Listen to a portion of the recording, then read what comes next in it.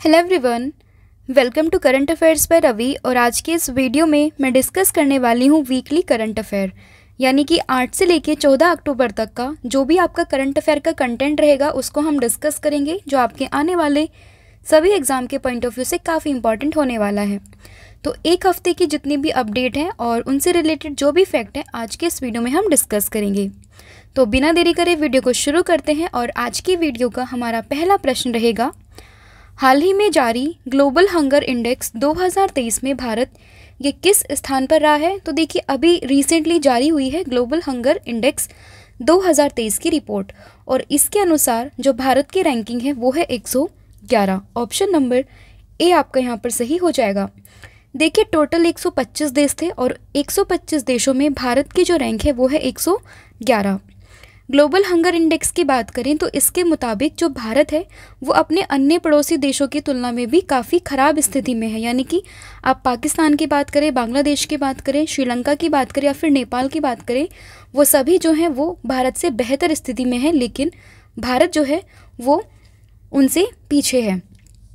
बात करें कि इस रिपोर्ट को जारी कौन करता है, तो इस रिपोर्ट को जारी करता है आयरलैंड में स्थित कंसर्न वर्ल्ड वाइड और जर्मनी स्थित वर्ल्ड हंगर हेल्प। तो ये भी आपको ध्यान रखना है, क्योंकि अक्सर एग्जाम में यहाँ पर आपसे पूछ लेते हैं कि इस इंडेक्स को जारी किसने किया है, तो ये भी आपको याद रखना है। तो इंडिया की पोजीशन 111 है, ये आप इसमें याद रखेंगे। नेक्स्ट क्वेश्चन है, भारत ने इजराइल से भारतीयों को निकालने के लिए कौन सा ऑपरेशन चलाया है। देखिए, काफ़ी इंपॉर्टेंट क्वेश्चन है, क्योंकि रिसेंटली आपने देखा है इजराइल और हमास पैलेस्तीन इन सब का जो है कॉन्फ्लिक्ट चल रहा है, और उसी दौरान जो हमारे देश के नागरिक हैं जो कि वहाँ पर इजराइल में फंसे हुए हैं, तो उनको निकालने के लिए एक ऑपरेशन लॉन्च किया है भारत सरकार ने। उसका नाम है ऑपरेशन अजय। तो ऑप्शन नंबर जो सी है आपका यहाँ पर सही हो जाएगा। देखिए, इसे इजराइल हमास संघर्ष क्षेत्र से भारतीय नागरिकों को निकालने के लिए लॉन्च किया है, और ये उन इजरायलियों मतलब यह इजराइल में उन नागरिकों के लिए है जो है वापस लौटना चाहते हैं। तो ऑपरेशन का नाम आपको याद रखना है, ऑपरेशन अजय इस ऑपरेशन का नाम है। अब देखिए, इजराइल की बात आई है तो डिस्कस कर लेते हैं इसकी राजधानी को, तो वो है यरूशलेम। यहाँ के प्रधानमंत्री हैं बेंजामिन नेतन्याहू, जो कि रिसेंटली दोबारा से इलेक्ट हुए थे, और मुद्रा है यहाँ की इजरायली न्यू सेकल। तो ये इन्फॉर्मेशन भी आपको इसमें ध्यान रखनी है। और ऑपरेशन अजय मोस्ट इंपॉर्टेंट है, आपके एग्जाम में पूछे जाने की संभावना इसकी काफ़ी ज़्यादा है, तो याद रखिएगा। नेक्स्ट आपका प्रश्न है, जेएनयू के द्वारा डॉक्टरेट की मानद उपाधि प्राप्त करने वाली पहली महिला कौन बनी है। तो देखिए, जेएनयू से डॉक्टरेट की मानद उपाधि को प्राप्त करने वाली पहली महिला तो ये बन गई है Samia Suluhu Hassan. Option number D. Tanzania की राष्ट्रपति हैं ये, नाम है इनका सामिया सुलूह हसन। इनको जवाहरलाल नेहरू विश्वविद्यालय के द्वारा, जिसको शॉर्ट में मैंने जेएनयू आपको बताया, उसी के द्वारा डॉक्टरेट की मानद उपाधि से सम्मानित किया गया है। वह इस सम्मान से सम्मानित होने वाली पहली महिला बन गई है। तंजानिया की बात करें तो देखिए, पूर्वी अफ्रीका देश में ये आता है, राजधानी है इसकी डोडोमा और मुद्रा है इसकी सिलिंग। तो ध्यान रखना, ये है पहली जेएनयू से डॉक्टरेट मानद को उपाधि प्राप्त करने वाली महिला। तो इम्पॉर्टेंट है, याद जरूर रखिएगा। फिर आपका नेक्स्ट प्रश्न आएगा कि भारत हैवी इलेक्ट्रिकल लिमिटेड के निदेशक के रूप में किसे नियुक्त किया है, जिसको शॉर्ट में हम कहते हैं भेल, यानी कि BHEL। तो BHEL के निदेशक के रूप में किसे नियुक्त किया है, तो ये नियुक्त हुई हैं बानी वर्मा। ऑप्शन नंबर जो बी है आपका यहाँ पर सही हो जाएगा। अपॉइंटमेंट से रिलेटेड क्वेश्चन काफ़ी इंपॉर्टेंट होते हैं। रिसेंटली अभी रेलवे बोर्ड की भी अध्यक्ष चुनी गई थी जया वर्मा सिन्हा, और अभी BHEL की निदेशक के रूप में चुनी गई हैं कौन, बानी वर्मा। तो ये आपको ध्यान रखना है इसमें। देखिए, सार्वजनिक क्षेत्र की company Bharat heavy electricals limited ने बानी वर्मा को कंपनी का निदेशक नियुक्त किया है, और BHEL भारतीय केंद्रीय सार्वजनिक क्षेत्र का सबसे बड़ा बिजली उत्पादन उपकरण निर्माता कंपनी है।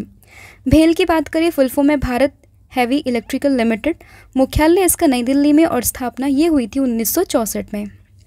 नेक्स्ट आपका प्रश्न है, विश्व एथलेटिक ने इस वर्ष के एथलीट ऑफ द ईयर के रूप में किसे नामित किया है।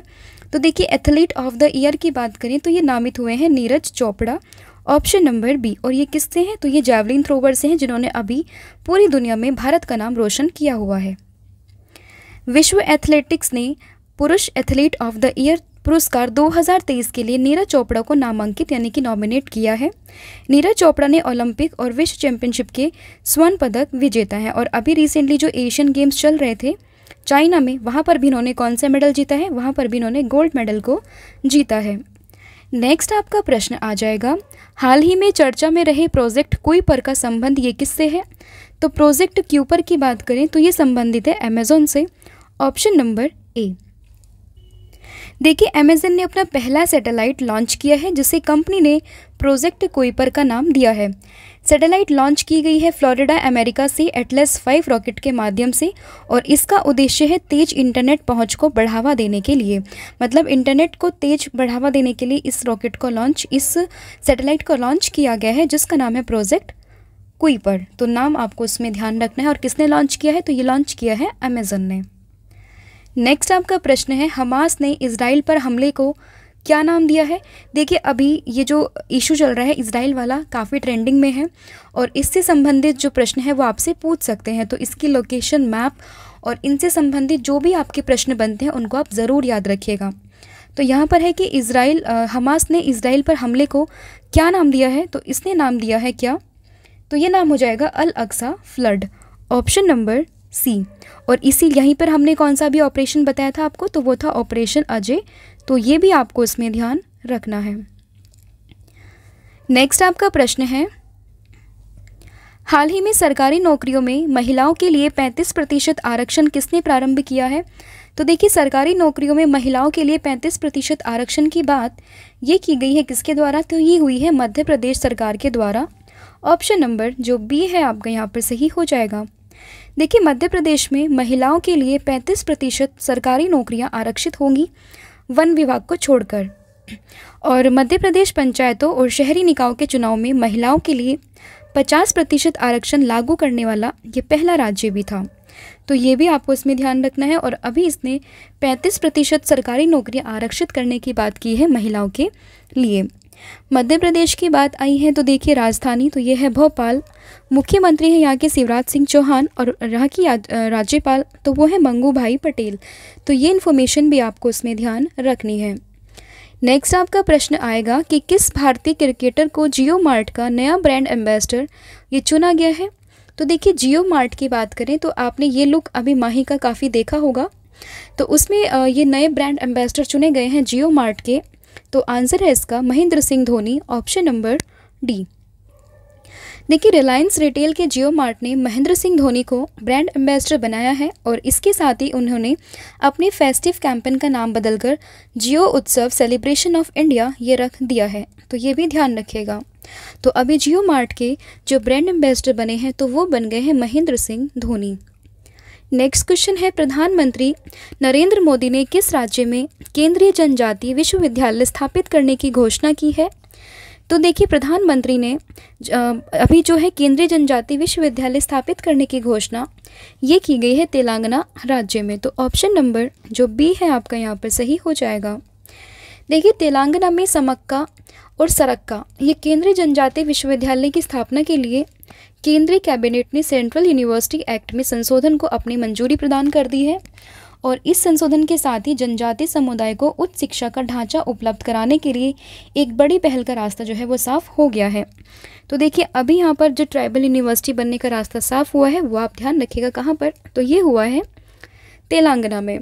तेलंगाना की बात आई है तो कैपिटल ये है हैदराबाद। स्थापना इसकी हुई थी 2014 में 2 जून को और चीफ मिनिस्टर तो ये है चंद्रशेखर राव और गवर्नर तो ये है यहाँ की तमिलिसाई सौंदरराजन। नेक्स्ट आपका प्रश्न है, 8वां ब्रिक्स अंतर्राष्ट्रीय प्रतिस्पर्धा सम्मेलन का आयोजन ये कहाँ किया जा रहा है? यानी कि जो 8th BRICS international competitiveness conference हुई है ये कहाँ पर होने वाली है? तो ये होने वाली है नई दिल्ली में। ऑप्शन नंबर जो ए है आपका यहाँ पर सही हो जाएगा। और इस सम्मेलन का आयोजन ये भारतीय प्रतिस्पर्धा आयोग के द्वारा किया जा रहा है। कब से कब तक? 11 से लेकर 13 अक्टूबर तक। और इसका विषय है प्रतिस्पर्धा कानून और नीति में नए मुद्दे, आयाम, परिप्रेक्ष्य और चुनौतियाँ। तो ये आपको इसमें ध्यान रखना है। ब्रिक्स की बात करें तो देखिए, फुल फॉर्म है इसकी ब्राज़ील, रशिया, भारत, चीन और दक्षिण अफ्रीका। और रिसेंटली जो है इसमें अभी कुछ और नए मेंबर्स को शामिल किया गया है। तो आपको लगभग 6 हाँ 6 इसमें नए मेंबर शामिल हुए हैं। तो कमेंट सेक्शन में आप मुझे बताएंगे कि वो 6 जो नए देश इसमें शामिल हुए हैं जो जनवरी 2024 से एक्टिव रूप से इसमें शामिल हो जाएंगे, वो कौन कौन से हैं। और ब्रिक्स की बात करें तो स्थापना इसकी हुई थी 2006 में। नेक्स्ट क्वेश्चन है, फोर्ब्स की विश्व के सर्वश्रेष्ठ नियोक्ता 2023 सूची में शामिल होने वाला एकमात्र भारतीय लोक उपक्रम ये कौन सा है। तो देखिए, विश्व के सर्वश्रेष्ठ नियोक्ता की सूची में बात करें तो भारत का एकमात्र जो लोक उपक्रम शामिल हुआ है इसका नाम है NTPC, option number D. NTPC limited को हाल ही में फोर्ब्स की विश्व के सर्वश्रेष्ठ नियोक्ता 2023 सूची में शामिल होने वाला ये एकमात्र भारतीय लोक उपक्रम बन गया है। एनटीपीसी की बात करें तो स्थापना ये हुई थी 1975 में और मुख्यालय ये है इसका नई दिल्ली में। तो मुख्यालय और इसकी स्थापना ये भी आपको याद रखना है, काफ़ी इम्पॉर्टेंट है। नेक्स्ट आपका प्रश्न है, विश्व मानसिक स्वास्थ्य दिवस प्रतिवर्ष ये कब मनाया जाता है। तो इम्पॉर्टेंट क्वेश्चन है, डेट से भी अक्सर आजकल क्वेश्चन पूछते हैं और डेट से ज़्यादा आपको जो है थीम पर ध्यान देना है, ठीक है। तो विश्व मानसिक स्वास्थ्य दिवस यानी कि वर्ल्ड मेंटल हेल्थ डे, तो ये हर साल मनाया जाता है 10 अक्टूबर को। ऑप्शन नंबर जो ए है आपका यहाँ पर सही हो जाएगा। और इस बार की जो थीम थी वो है mental health is a universal human right. तो 2023 की थीम भी आपको याद रखनी है, mental health is a universal human right.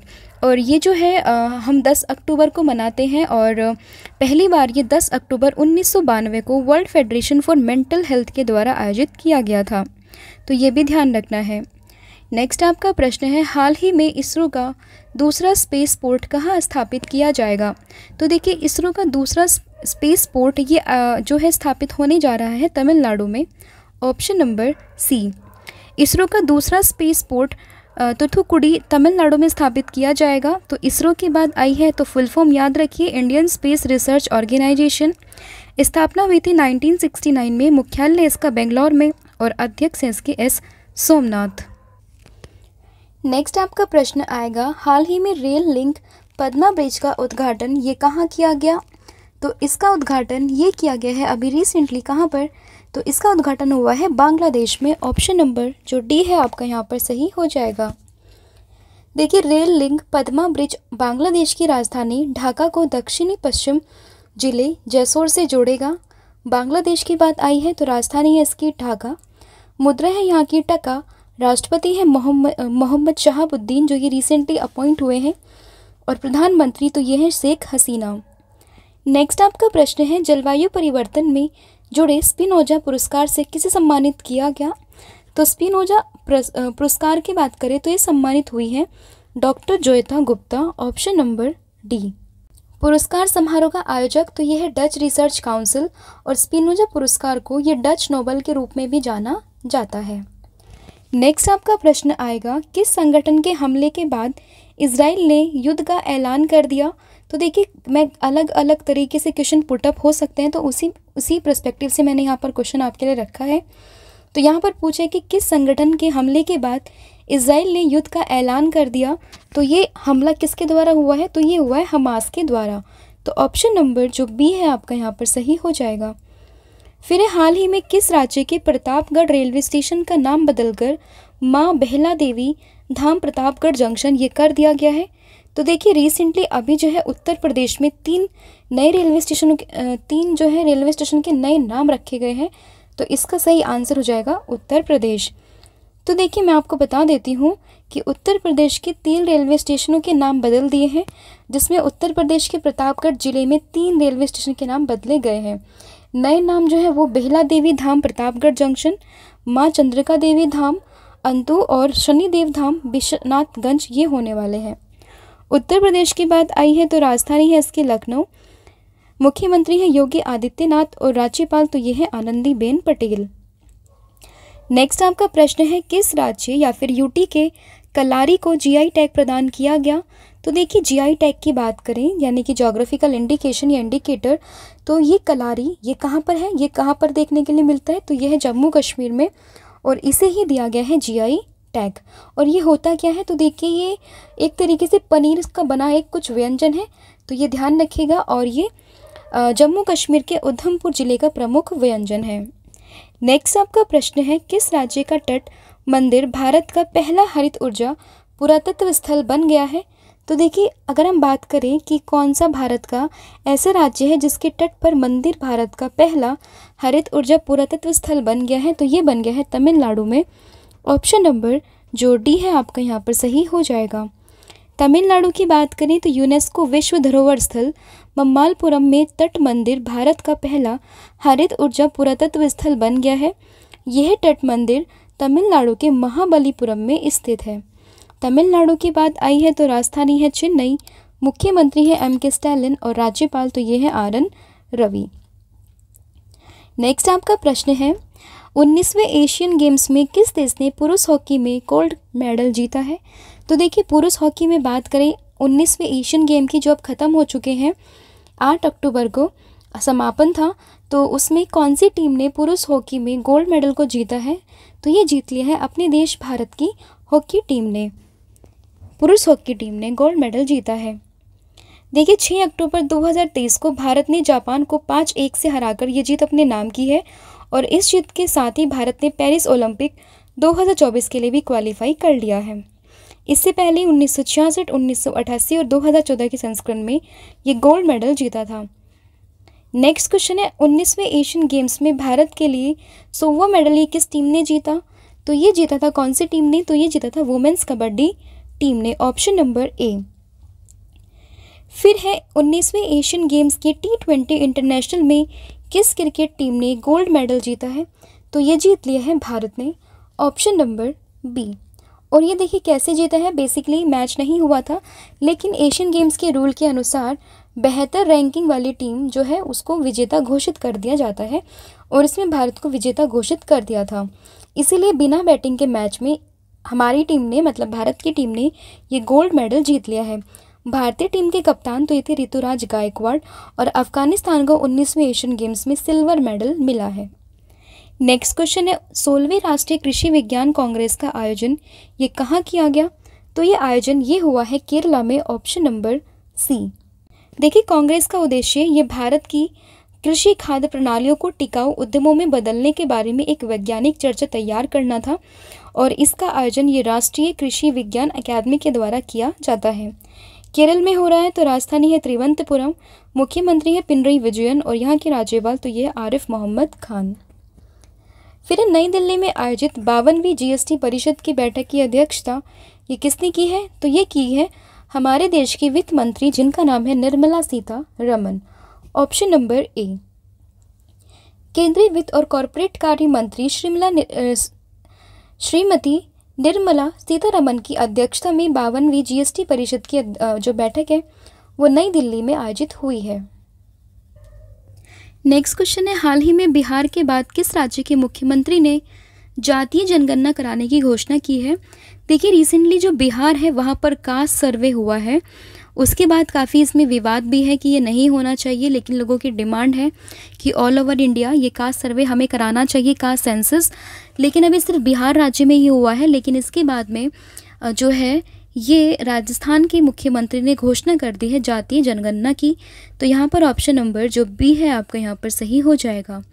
देखिए, बिहार के बाद राजस्थान के मुख्यमंत्री अशोक गहलोत ने जातीय जनगणना कराने की घोषणा की है और इस सर्वेक्षण में नागरिकों के सामाजिक, आर्थिक और शैक्षिक स्तर के संबंध में जानकारी और डेटा एकत्र किया जाएगा।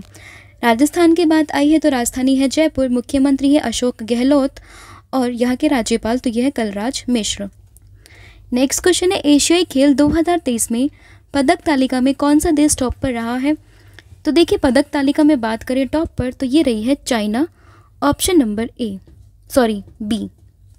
पहले रैंक पर है, लेकिन यहाँ पर ये बी विद ये है, तो ऑप्शन नंबर जो बी है आपका यहाँ पर सही हो जाएगा। इंडिया की बात करें तो ये 4th स्थान पर है 107 मेडल के साथ में। चीन जो है वो 200 स्वर्ण पदक के साथ समग्र पदक तालिका में शीर्ष पर है और उसके बाद जापान और फिर दक्षिण कोरिया का स्थान है। भारत ने कुल 101 मेडल को जीता है। नेक्स्ट क्वेश्चन है, हैदराबाद में उद्घाटन किए गए भारत के पहले सोलर रूफ साइकिलिंग ट्रैक का नाम क्या है? तो इसका नाम है क्या? तो इसका नाम है हेल्थ वे। ऑप्शन नंबर जो सी है आपका यहाँ पर सही हो जाएगा। देखिए, भारत का पहला सौर रूफ साइकिलिंग ट्रैक जिसका नाम है हेल्थ वे, इसका उद्घाटन ये हैदराबाद में किया गया और 23 किलोमीटर लंबा साइकिलिंग ट्रैक हैदराबाद में आउटर रिंग रोड पर स्थित है, जो मुख्य कैरेज वे और सर्विस सड़क के बीच में स्थित है। तो ये ध्यान रखना है आपको, हेल्थ वे ये उद्घाटन हुआ है इसका हैदराबाद में और ये भारत का पहला सोलर रूफ साइकिलिंग ट्रैक है। नेक्स्ट आपका प्रश्न आएगा, हाल ही में चर्चा में रहे प्रोजेक्ट उद्भव का संबंध ये किससे है? तो देखिए, प्रोजेक्ट उद्भव की बात करें तो इसका संबंध ये है इंडियन आर्मी से, ऑप्शन नंबर बी। हाल ही में भारतीय सेना ने United service institution of India के साथ साझेदारी में प्रोजेक्ट उद्भव लॉन्च किया है और इसका उद्देश्य है प्रोजेक्ट उद्भव भारतीय सेना के द्वारा राज्य कला, युद्ध कला, कूटनीति और भव्य राजनीति के प्राचीन भारतीय ग्रंथों से प्राप्त राज्य कला एवं रणनीतिक विचारों की गहन भारतीय विरासत को फिर से खोजने के लिए शुरू की गई एक पहल है। नेक्स्ट क्वेश्चन है, अर्थशास्त्र में नोबेल पुरस्कार 2023 के लिए किसे चुना गया है? तो देखिए अभी सभी के सभी जो नोबेल प्राइज़ है वो दिए जा चुके हैं हर एक फील्ड में और अभी सिर्फ अनाउंसमेंट हुई है, लेकिन जो अवार्ड है एक्चुअल में ये मिलेगा दिसंबर में। तो अर्थशास्त्र में ये मिला है क्लाउडिया गोल्डिन को, ऑप्शन नंबर ए आपका यहाँ पर सही हो जाएगा। क्लाउडिया गोल्डिन को अर्थशास्त्र का नोबेल प्राइज़ मिला है और क्लाउडिया गोल्डिन यह पुरस्कार जीतने वाली केवल तीसरी महिला है और हार्वर्ड यूनिवर्सिटी में अर्थशास्त्र की ये अभी फ़िलहाल में प्रोफेसर हैं। नेक्स्ट क्वेश्चन है आपका, तमिलनाडु और किस देश के बीच अंतर्राष्ट्रीय क्रूज सर्विस की शुरुआत की जाएगी?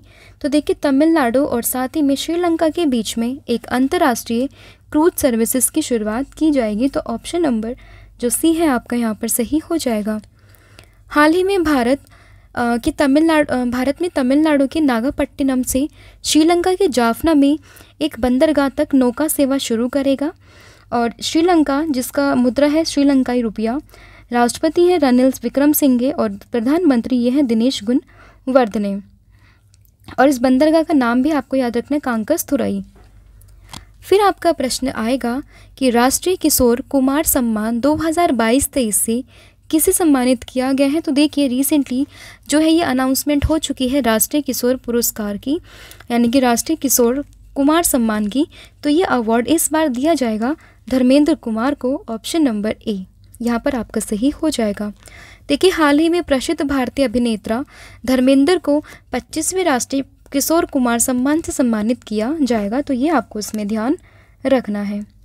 नेक्स्ट आपका प्रश्न है, परमाणु मिसाइल जिसका नाम है ब्यूवेस्टनिक का किसने सफल परीक्षण किया है? तो इसका सफल परीक्षण ये किया है रशिया ने, ऑप्शन नंबर जो बी है आपका यहाँ पर सही हो जाएगा।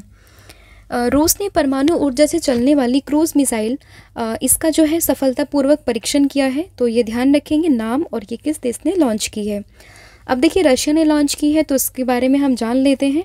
राजधानी है इसकी मॉस्को, मुद्रा है इसकी रूबल, संसद है यहाँ की ड्यूमा और राष्ट्रपति तो ये हैं व्लादिमीर पुतिन, ध्यान रखिएगा। नेक्स्ट आपका प्रश्न है, मियारू 1 रॉकेट ये किस देश के द्वारा लॉन्च किया गया? तो ये लॉन्च किया गया है स्पेन के द्वारा, ऑप्शन नंबर ए आपका यहाँ पर सही हो जाएगा। देखिए, स्पेनिश कंपनी PLD स्पेस ने हाल ही में पहले निजी यूरोपीय रीयूजेबल रॉकेट को लॉन्च किया है। तो ये ध्यान रखिएगा, इसका नाम भी आपको ध्यान रखना है। आपसे ऐसे भी पूछ सकते हैं कि हाल ही में चर्चा में रहा मियारू 1 ये क्या था?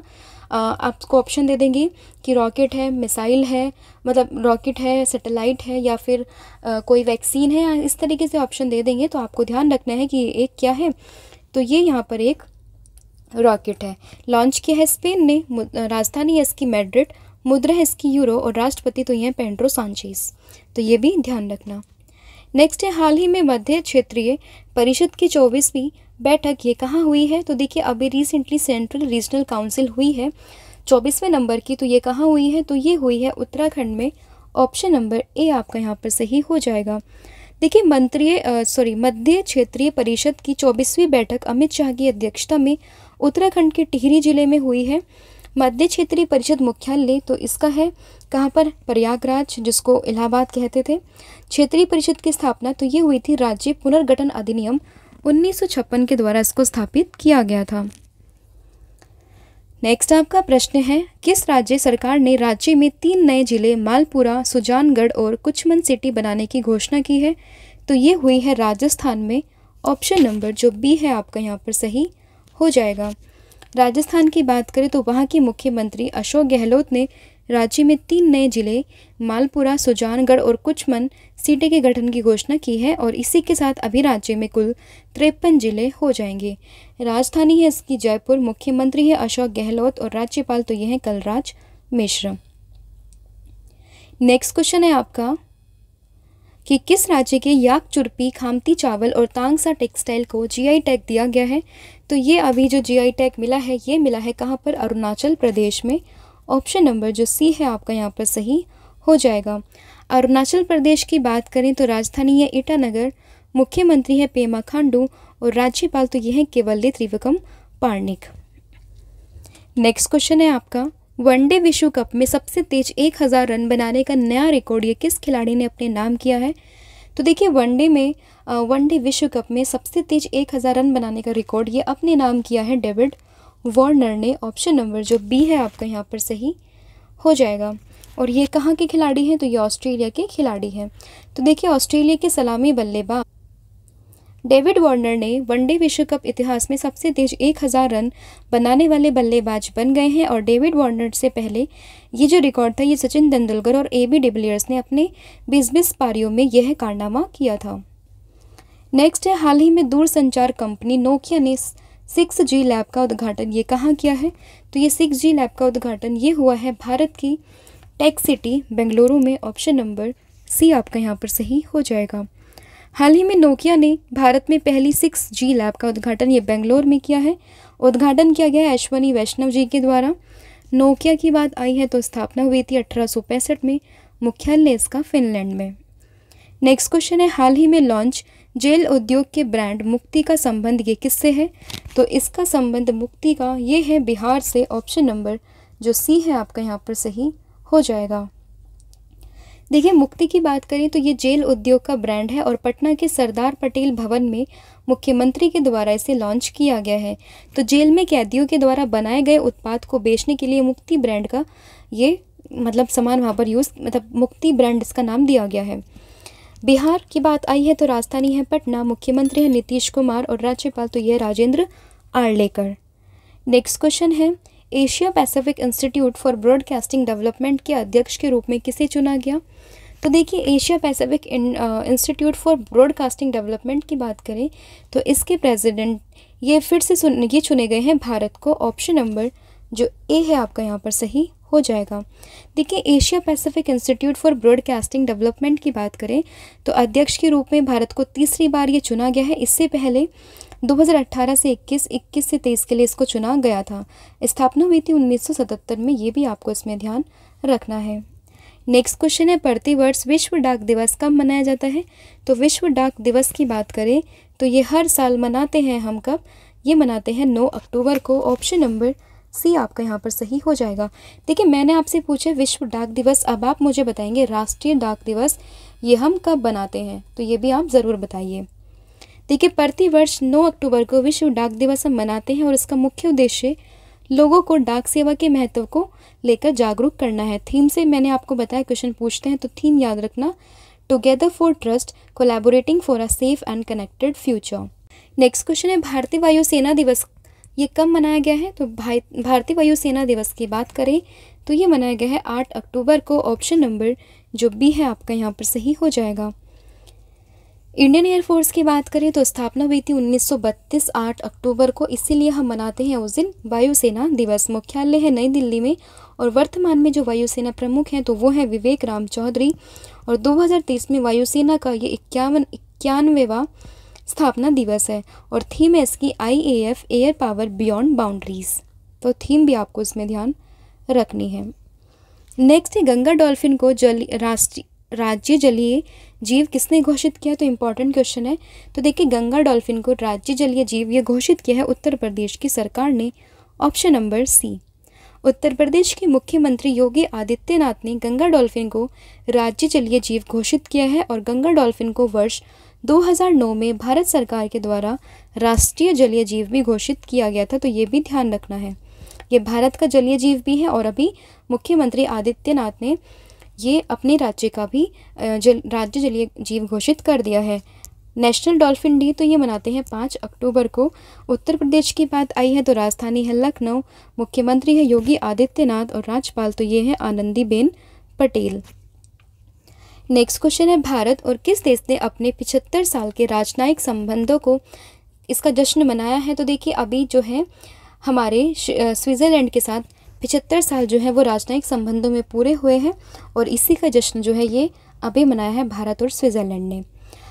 तो भारत और स्विट्ज़रलैंड ने हाल ही में अपनी दोस्ती के 75 साल पूरे होने पर भारत के उत्तराखंड क्षेत्र में बसे एक सुंदर कुमाऊं गांव में अपने फलदायी सहयोग का जश्न मनाया है। स्विट्ज़रलैंड की बात करें तो राजधानी है बर्न, मुद्रा है स्विस फ्रैंक और राष्ट्रपति तो यह है एलन बर्सेट। नेक्स्ट क्वेश्चन है, उत्तर प्रदेश का पहला सौर शहर ये कहाँ बनने जा रहा है या फिर कौन बनने जा रहा है? तो ये बनने जा रहा है उत्तर प्रदेश में अयोध्या। देखिए यहाँ पे उत्तर प्रदेश की बात आई है तो आएगा अयोध्या। पूरे देश की बात करें तो ये हो जाएगा आपका सांची जो कि मध्य प्रदेश में है। ठीक है, देखिए अयोध्या का प्रदेश अयोध्या जो है उसको प्रदेश का पहला सौर शहर बनाने का जिम्मा ये एनटीपीसी यानी कि राष्ट्रीय ताप विद्युत निगम को सौंपा गया है, जिसमें अयोध्या में 40 मेगावाट क्षमता का सौर ऊर्जा संयंत्र जो है वो लगाया जाएगा। और अभी ये मैंने आपको बताया था मध्य प्रदेश के सांची को देश का पहला सौर शहर घोषित किया गया है। नेक्स्ट है, अनाथ बच्चों के लिए योजना बनाने वाला पहला राज्य कौन सा बना है? तो देखिए अनाथ बच्चों के लिए योजना बनाने वाला पहला राज्य तो ये बन गया Himachal Pradesh, option number C. और योजना का नाम क्या है? तो योजना का नाम है सुख आश्रय योजना और इस योजना के माध्यम से अनाथ बच्चों व अन्य वंचित वर्गों के जीवन स्तर में सुधार लाने का भी प्रावधान किया गया है। इससे इन बच्चों को न केवल आर्थिक सुरक्षा प्राप्त होगी अपितु वो स्वावलंबी बनने के लिए भी प्रेरित होंगे। नेक्स्ट क्वेश्चन है आपका, चर्चा में रहे समक्का सरक्का केंद्रीय जनजातीय विश्वविद्यालय का संबंध ये किससे है?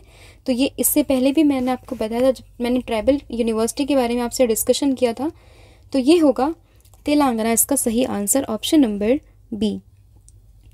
देखिए केंद्रीय मंत्रिमंडल ने तेलंगाना में सरक्का केंद्रीय जनजातीय विश्वविद्यालय को स्वीकृति दे दी, जिसका नाम तेलंगाना राज्य में सम्मानित आदिवासी शख्सियत समक्का सरक्का के नाम पर रखा गया है। समक्का सरक्का जिसे मेदाराम जात्रा भी कहा जाता है। तेलंगाना तो राजधानी है हैदराबाद, मुख्यमंत्री है के चंद्रशेखर राव और राज्यपाल तो ये तमिलिसाई सौंदरराजन। नेक्स्ट क्वेश्चन है, पेडिग्री इंडिया ने अपना भारतीय ब्रांड एम्बेसडर ये किसे बनाया है? तो पेडिग्री इंडिया ने भारतीय ब्रांड एम्बेसडर ये बनाया है वरुण धवन को, option number B. Uttar Pradesh के किस जिले में स्वतंत्रता सेनानी राजा राव की प्रतिमा का अनावरण किया गया? तो ये हुआ है उन्नाव में, ऑप्शन नंबर जो सी है आपका यहाँ पर सही हो जाएगा। देखिए उत्तर प्रदेश के जो मुख्यमंत्री हैं योगी आदित्यनाथ, इन्होंने अभी 804 करोड़ रुपए की विकास परियोजनाओं का उद्घाटन किया है और उसी में इन्होंने यूपी के उन्नाव जिले में स्वतंत्रता सेनानी राजा राव रामबख्श सिंह की प्रतिमा का अनावरण भी किया है। फिर है अंतर्राष्ट्रीय बालिका दिवस, ये कब मनाते हैं? तो अंतर्राष्ट्रीय बालिका दिवस की बात करें तो ये मनाते हैं हर साल 11 अक्टूबर को, ऑप्शन नंबर सी। देखिए 19 दिसंबर 2011 को संयुक्त राष्ट्र महासभा ने 11 अक्टूबर को अंतर्राष्ट्रीय बालिका दिवस घोषित करने का प्रस्ताव अपनाया और यह दिन लड़कियों के सामने आने वाली चुनौतियों का समाधान करने की आवश्यकताओं पर ध्यान केंद्रित करना है। विषय की बात करें तो यह लड़कियों के अधिकारों में निवेश, हमारा नेतृत्व, हमारा कल्याण ये है। इसका आपको थीम भी याद रखना है। हिंद महासागर रिम एसोसिएशन IORA का अध्यक्ष किसे नियुक्त किया गया है? तो इसका अध्यक्ष ये बना है श्रीलंका, ऑप्शन नंबर जो ए है आपका यहाँ पर सही हो जाएगा।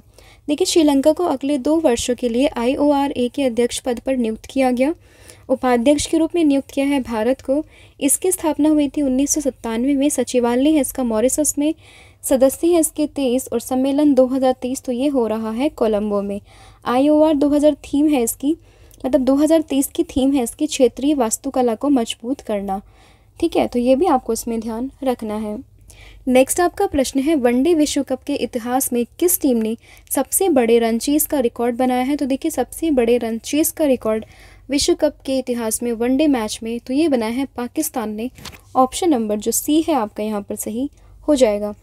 19वें एशियाई खेलों के समापन समारोह के दौरान भारतीय ध्वजवाहक का नाम क्या था?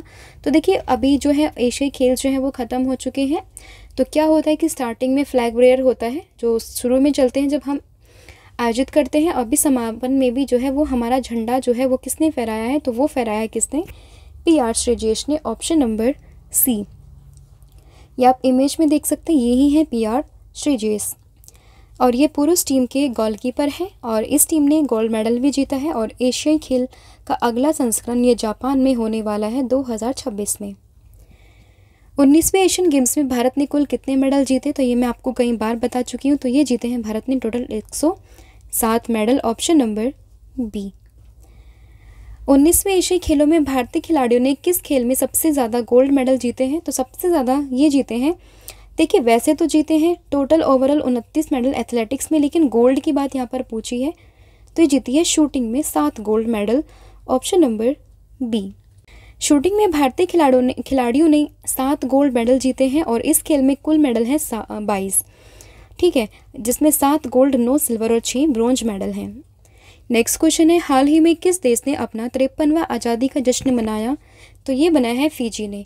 ऑप्शन नंबर जो आपका ए है आपका यहाँ पर सही हो जाएगा। फिजी की बात आई है तो राजधानी है सुवा, मुख्य यहाँ के प्रधानमंत्री तो ये है सितिवनी राबुका और मुद्रा ये है फिजी डॉलर। नेक्स्ट क्वेश्चन है, अंतर्राष्ट्रीय क्रिकेट में सर्वाधिक छक्कों का रिकॉर्ड ये किसने बनाया, तो सबसे ज़्यादा छक्कों का रिकॉर्ड ये बनाया है रोहित शर्मा ने। Option number C. और इन्होंने किसका रिकॉर्ड तोड़ा, तो क्रिस गेल का इन्होंने रिकॉर्ड तोड़ दिया है और सबसे ज़्यादा जो छक्के हैं वो लगाए हैं रोहित शर्मा ने। और इससे पहले T20 में भी इनका ऑलरेडी रिकॉर्ड है छक्के में, ठीक है, यानी कि सबसे ज़्यादा छक्के लगाने का रिकॉर्ड T20 में भी इन्हीं के नाम है। फिर है, किस राज्य के केंद्रपाड़ा जिले की प्रसिद्ध मिठाई रसबली को GI टैग दिया गया है, तो केंद्रपाड़ा जिला आपको ध्यान रखना है ये कहाँ पर पड़ता है, तो ये उड़ीसा में है और उसी की प्रसिद्ध मिठाई है रसबली, इसको मिला है GI टैग। फिर है 2022-23 के लिए राष्ट्रीय लता मंगेशकर सम्मान से किसे सम्मानित किया गया है, तो ये सम्मानित हुए हैं कौन, इनका नाम है उत्तम सिंह। ऑप्शन नंबर जो बी है आपका यहाँ पर सही हो जाएगा।